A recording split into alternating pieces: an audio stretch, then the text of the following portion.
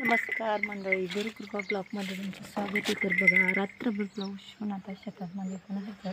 तर आता गाईनं दान वगैरे बांधून दिलं, त्यांचं दान वगैरे खाऊन झालं आणि पाण्यानं खूप असं चिपचिप झालं. इथं त्यांचं असं दान खाऊन झालं. इकडं गोलमोल बघतोय, मला केव्हा सोडणार दूध प्यायला. ती गाय खूप अशी म्हणजे भीती वाटते की गाय गेली धाव.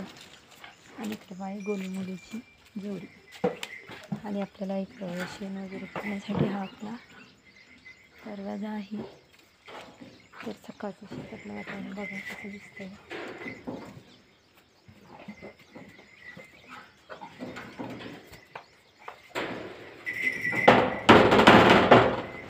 तर आपलं इकडं उकंडा आहे, उकेडा म्हणा किंवा शेण टाकण्यासाठी ती साठवणीची जागा.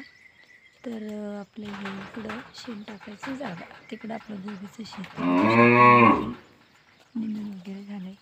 आणि आता मी काढणार आहे शेण.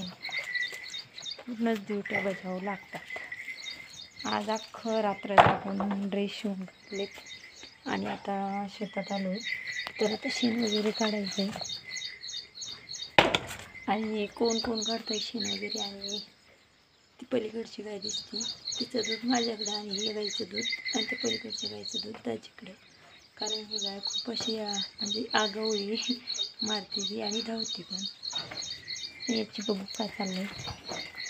ए बाबू बाबू बाबू. तर आता मी घेते शेण काढून. तर चला भेटू समोरच्या ब्लॉगमध्ये. बाय.